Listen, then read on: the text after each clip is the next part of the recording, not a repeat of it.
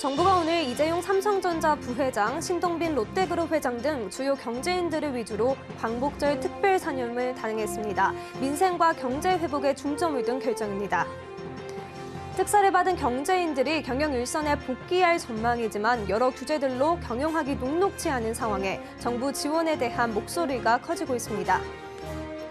지난 8일부터 발생한 기록적인 폭우로 침수 차량이 많이 발생한 가운데 금융당국이 보험금 지급 기준을 낮추면서 전체 손해액이 1,500억 원을 돌파할 것으로 보입니다. 둔촌주공 재건축조합과 시공사업단이 모든 쟁점 사항에 합의하며 극적 타결을 이뤄냈습니다. 이에 따라 오는 11월 공사가 재개되고 내년에는 분양까지 가능해질 전망입니다. 센 경제 라이브 출발합니다.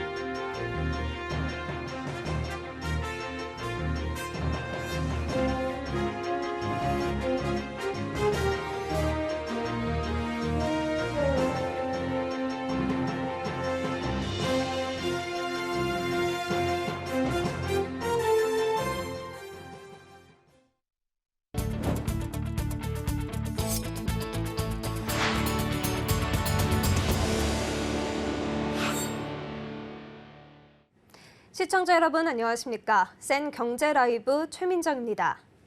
이재용 삼성전자 부회장과 신동빈 롯데그룹 회장 등 주요 경제인들이 광복절을 맞아 특별 사면을 받았습니다. 경제 위기 극복을 위한 특단의 조치로 풀이됩니다. 보도에 서지은 기자입니다. 정부는 광복절을 맞아 주요 경제인과 서민생계형 형사범, 노사관계자, 특별배려 수용자 등 1,693명을 특별사면 감형 복권 조치했습니다. 윤석열 대통령은 아침 출근길 문답에서 민생과 경제 회복을 위한 사면이라고 강조했습니다. 이재용 삼성전자 부회장은 이번 복권으로 취업 제한이라는 경영 족쇄가 풀리면서 뉴삼성 구축에 속도를 낼 것으로 관측됩니다. 이 부회장은 이날 입장문을 통해 새롭게 시작할 수 있도록 기회를 줘 진심으로 감사드린다며 지속적인 투자와 청년 일자리 창출로 경제에 힘을 보태겠다고 밝혔습니다. 재계는 이 부회장이 연내 부회장 타이틀을 떼고 회장직에 오를 가능성도 있을 것으로 내다보고 있습니다. 신동빈 롯데그룹 회장은 특별 사면을 받아 사법 리스크를 완전히 떨쳐내고 경영 일선에 나설 수 있게 됐습니다. 이날 롯데그룹은 사면을 결정해준 정부와 국민께 진심으로 감사드린다며 신동빈 회장과 임직원들은 글로벌 복합 위기 극복에 힘을 보태겠다고 입장을 내놨습니다. 이 밖에 장세주 동국제강 회장과 강덕수 전 STX그룹 회장도 사면됐습니다. 경제단체들은 이날 주요 경제인에 대한 특별 사면에 대해 환영의 입장을 냈습니다. 적극적인 투자와 양질의 일자리 창출로 경제 위기 극복과 미래 경쟁력 확보를 위해 힘을 보태겠다고 밝혔습니다. 서울경제TV 서지은입니다. 앞서 전해드린 대로 경제인들이 대거 특별 사면을 받으면서 복권이 이뤄졌죠. 이들은 곧바로 경영 일선에 복귀할 전망인데요. 그런데 여러 규제가 발목을 잡으면서 경영 환경이 녹록지 않은 상황입니다. 이에 지원이 시급하다는 목소리도 커지고 있습니다. 김수빈 기자의 보도입니다. 우리 기업 환경이 해외에 비해 불리한 조건에 처해 있다는 분석이 나왔습니다. 한국경제원에 따르면 삼성전자는 파운드리 시장 경쟁사인 TSMC에 비해 법인세 전문 인력 등의 분야에서 뒤처진 것으로 나타났습니다. 기업의 가장 큰 조세 부담으로 작용하는 법인세를 살펴보면 국내 법인세 최고세율은 대만에 비해 5%포인트 높은 것으로 나타났습니다. 현 정부에서 세제 개편을 추진 중이지만 개편이 이뤄져도 대만보다 3%포인트 높을 것으로 전망됩니다. 국내 총생산이 전분기 대비 6.3% 증가한 아일랜드의 경우 파격적인 법인세율로 기업하기 좋은 환경을 만들어 고성장을 이어가고 있다는 분석이 나옵니다. 세액공제 역시 대만보다 적은 지원을 받고 있습니다. TSMC는 연구개발 투자에 한해 15% 세액공제를 받고 있지만 삼성전자는 2%에 불과한 상황. 다만 반도체 특별법이 적용되면 국내 투자 환경은 대만보다 유리해질 거란 분석입니다. 인건비와 인력 수급 면에서도 경쟁력이 떨어지는 것으로 나타났습니다.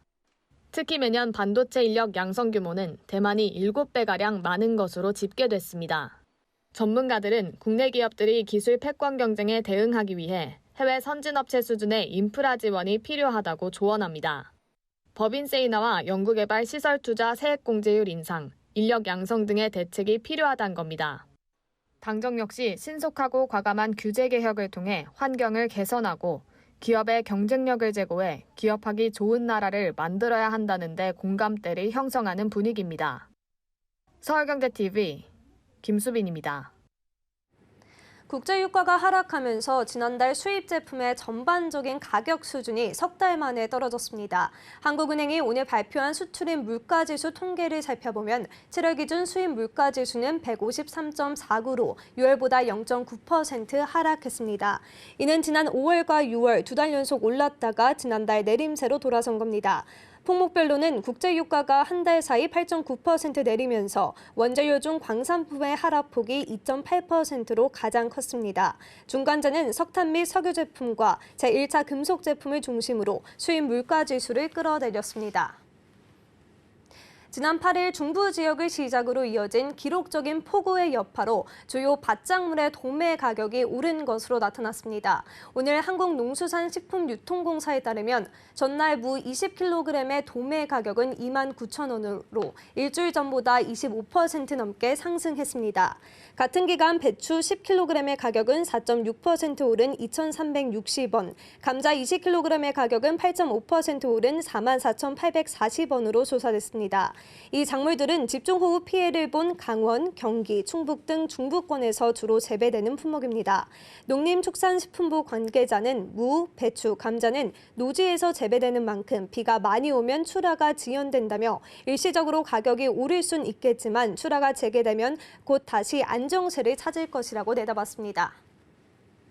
지난 8일과 9일 집중호우로 인한 피해가 점점 커지고 있습니다. 특히 침수 차량은 고가의 외제 차량 접수가 늘고 있고 금융당국이 보험금 지급 기준을 낮추면서 전체 손해액은 1,500억 원을 넘어설 것으로 보입니다. 보도에 김미현 기자입니다. 손해보험협회에 따르면 오늘 오전 10시까지 국내 12개 손해보험사에 접수된 전국 자동차 피해는 9,986건, 추정되는 손해액은 1,422억 원입니다. 관련 통계가 작성된 이래 역대 최대 규모입니다. 다음 주에도 이어지는 비 소식 예고와 피해 접수 건수가 계속 들어오고 있는 점을 고려하면 보험사가 지급해야 할 손해액이 1,500억 원을 넘어설 것으로 전망됩니다. 특히 사고 접수가 지연된 고가 외제차 건수까지 고려하면 손해액은 더 늘어날 가능성이 높습니다. 현재 추산된 외제차 피해 손해액은 약 745억 원으로 차량 가액이 높은 탓에 전체 손해액 비중의 약 60%에 달하고 있습니다. 이게 당시 사고가 났던 건들도 접수가 좀 지연됐던 건들도 아마 있을 거예요. 예, 그래서 그런 것들이 뭐 뒤늦게 들어오는 경우도 있고 워낙 지금 뭐 상황이 많이 밀려 들어오는 상황이라서 여기에 더해 어제 금융당국이 보험금 신속 지급 기준과 관련해 고의가 아닌 피해는 보상받을 수 있도록 판단하면서 손실액이 더 커질 가능성이 높아졌습니다. 금융감독원은 어제 창문과 선루프를 개방했거나 위험 지역에서 차량 이동 등을 하지 않아 차량 침수가 발생했더라도 운전자 등의 고의 행위가 입증되지 않는 한 이를 보상하도록 했다고 말했습니다. 큰 폭의 손해액 증가로 자동차 손해율 역시 상승할 것으로 전망되면서 보험사들의 시름도 깊어지고 있습니다. 서울경제TV 김미연입니다. 지난 4월 15일부터 넉 달간 중단됐던 서울 강동구 둔촌주공 재건축 공사가 재개될 전망입니다.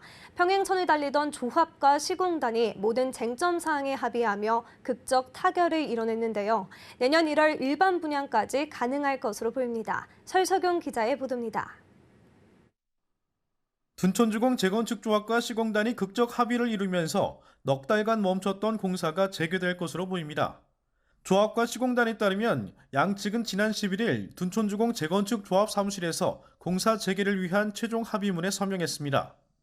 양측은 서울시 중재안을 바탕으로 기존 공사비 증액 재검증, 분양가 심의, 일반 분양과 조합원 분양, 공사 재개 등 8개 쟁점 사항에 합의했습니다. 또 그간 핵심 쟁점이었던 상가 분쟁과 관련해서도 극적 타결에 성공했습니다. 조합 집행부는 오는 15일까지 현 상가 대표단체와 상가 건설사업관리회사의 협상이 이루어지지 않을 경우 상가 대표단체의 승인을 취소하고 해지된 건설사업관리회사의 계약서를 원상 회복하는 안건을 총회에서 다루기로 했습니다. 이로써 오는 23일 만기가 도래하는 7천억 원 규모의 사업비 대출 기간도 6개월 연장될 것으로 예상됩니다. 조합은 지난 4일 시공단과 대주단에 사업비 대출 기간 연장 협조 요청 공문을 보냈고 시공단은 지난 9일 대주단에 대출 기간 6개월 연장을 요청했습니다. 여기에 공사 재개를 위한 최종 합의를 이루어 대주단이 대출 기간 연장을 거부할 명분이 사라진 셈입니다.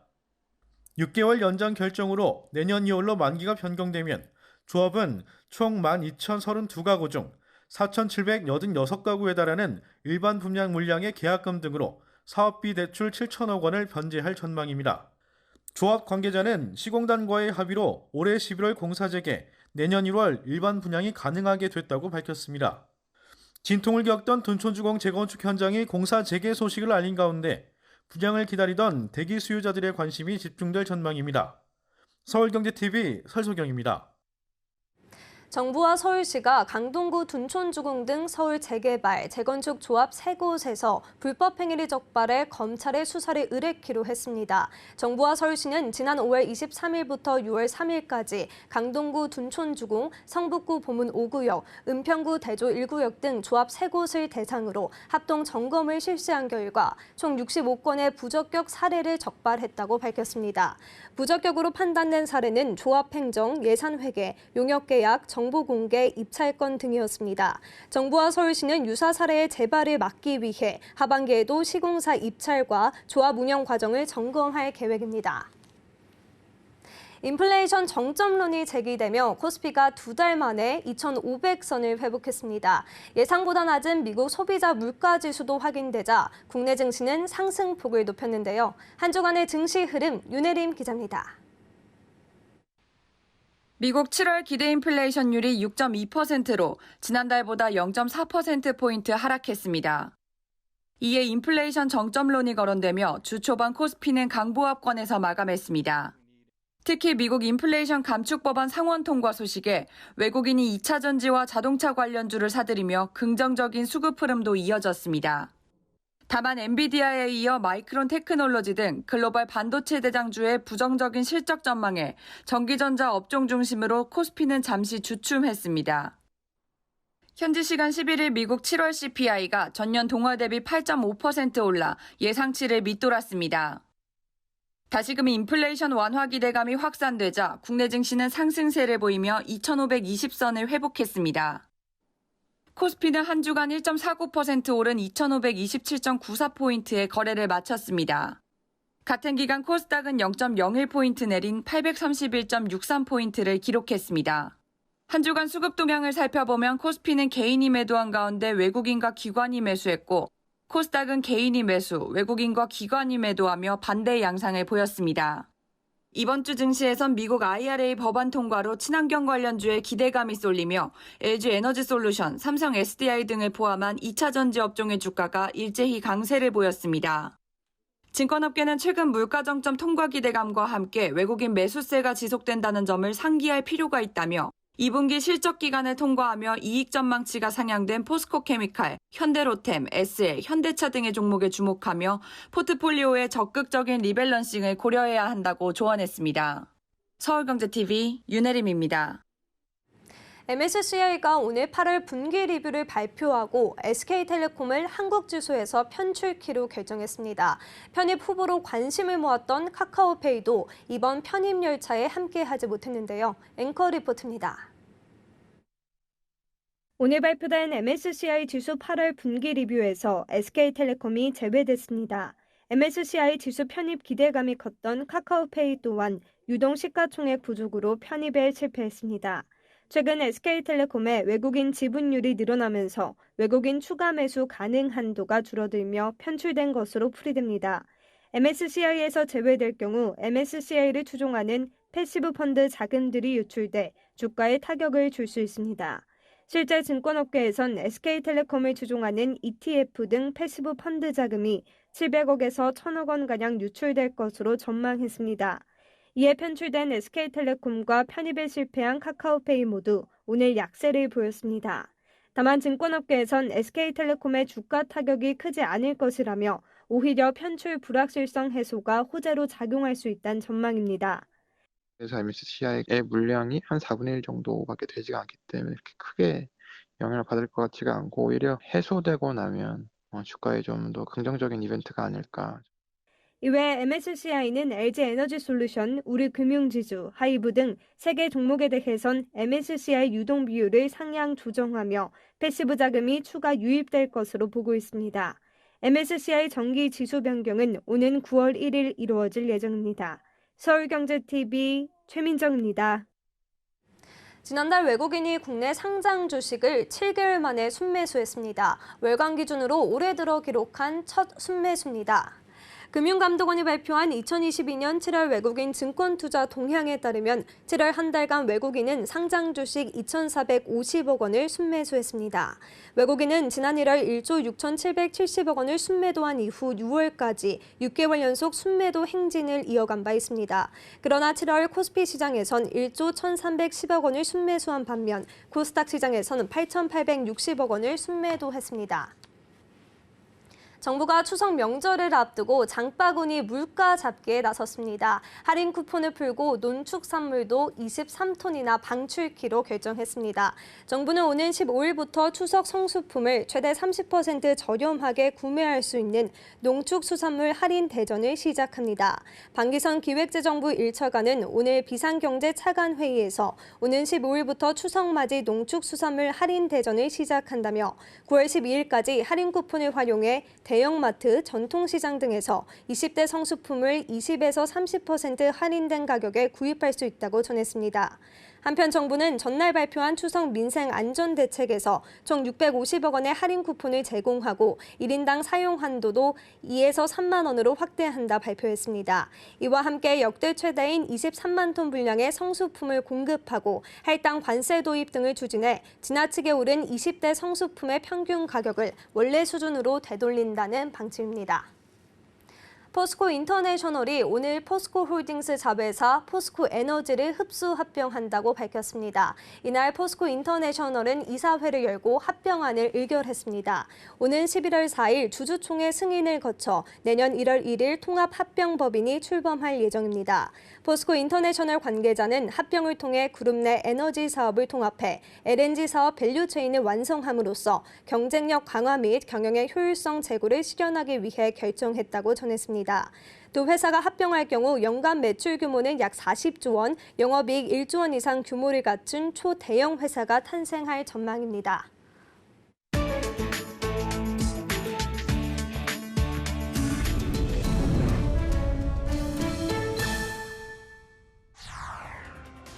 지난 11일 베네수엘라의 공무원들이 임금 동결과 상여금 지급 지연에 항의하며 거리로 나섰습니다. 교사 등 공무원으로 이루어진 시위 참여자들은 정부가 휴일 근무수당을 늦게 지급하고 있다며 공공부문과 민간부문의 임금 격차가 더욱 커지고 있다고 주장했습니다. 베네수엘라 정부에 따르면 현재 공무원들은 30달러에서 100달러 사이의 임금을 받고 있습니다. 이에 여당 의원들은 베네수엘라의 점진적인 달러화 전환과 높은 인플레이션, 미국의 제재 등으로 인해 정부가 임금 개선 약속을 이행할 자원이 부족하다고 설명했습니다. 한편 같은 날 니콜라스 마두로 대통령의 지지자들은 미국에 예치해놓은 베네수엘라의 해외 자산 도난과 관련한 시위를 벌이기도 했습니다. 포르투갈 중부에 산불이 발생해 세라다 에스트렐라 국립공원 일부를 포함해 약 1만 500헥타르가 불탔습니다. 소방당국에 따르면 해당 지역 소방관 1,500여 명이 산불을 진압하기 위해 투입됐는데 지난 목요일 하루 만에 수천 헥타르가 연소되는 등 진화에 어려움을 겪고 있습니다. 이와 관련해 포르투갈 기상청 IPMA는 포르투갈 전역이 극심한 화재 위험에 빠져 있다며 적색 경보를 발령했습니다. 한편 산불이 프랑스와 스페인 일부 지역 또한 강타하면서 유럽 전역에 기후변화 대처를 요구하는 목소리가 커지고 있습니다. 유엔은 지난 2월 보고서를 통해 인간에 의한 기후변화가 가뭄을 촉발하기 때문에 향후 28년 이내에 산불 발생 횟수가 30% 증가할 것으로 분석한 바 있습니다. 영국 템스강의 수원이 예년보다 더 많이 마르는 등 영국이 사상 최악의 가뭄을 맞닥뜨릴 수 있다는 분석이 나옵니다. 영국 기상청에 따르면 영국의 올 7월 평균 강수량은 23.1mm로 1935년 이후 최저치였습니다. 템즈강의 수원지는 통상 여름마다 바닥을 보이는데 올해 강 하류 방향으로 말라붙은 면적이 작년보다 훨씬 더 넓어졌습니다. 한 환경 전문가는 현재 템즈강의 수심이 매우 얕다며 항상 젖어 있어야 하는 땅도 말라버렸다고 지적했습니다.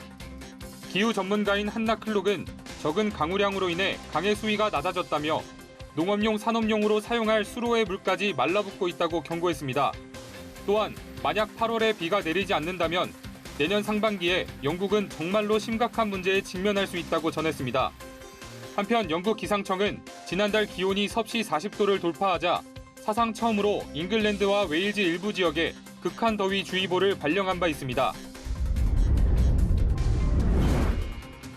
쿠바가 연료 저장소 화재로 인해 심각한 정전 사태를 겪고 있습니다. 쿠바 소방당국에 따르면 지난 5일 휘발유 저장 탱크에서 발생한 화재는 주요 연료 저장소의 40%를 태우고 4일 만에 진화됐습니다. 쿠바는 연료의 60%를 수입하는 수입 의존국인데 최근 미국의 경제 제재와 관광 수익 감소, 국제적 인플레이션으로 인해 만성적인 정전과 연료 식량 부족 문제 등 어려움을 겪어왔습니다. 호르헤 피논 텍사스대 교수는 노후화된 전력망과 정비 불량으로 인해 발생한 이번 사고는 쿠바의 에너지 위기를 악화시켰다고 설명했습니다. 쿠바 인구의 20%가 살고 있는 아바나에서 3일에 한 번 정전이 발생해 4시간 이상 지속되는 등 이번 화재로 상황이 더욱 악화됐다는 분석입니다. 한편 쿠바 정부에 따르면 2020년 이후 쿠바의 수입은 40%, 국내 총생산은 10% 감소했습니다. 인플레이션율은 지난해 77%, 올해 들어서는 현재까지 28%나 치솟았습니다.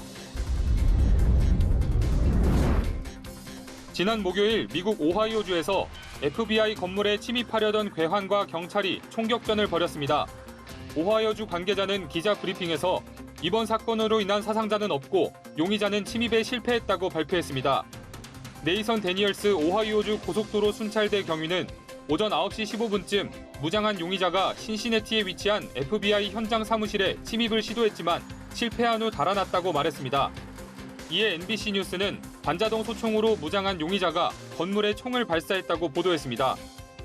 FBI 신시내티 현장 사무소는 트위터를 통해 용의자가 71번 고속도로로 도주하기 전 FBI 건물 방문객 선별시설에 침입하려 했다며 아직 자세한 범행 동기와 내용은 불분명하다고 밝혔습니다.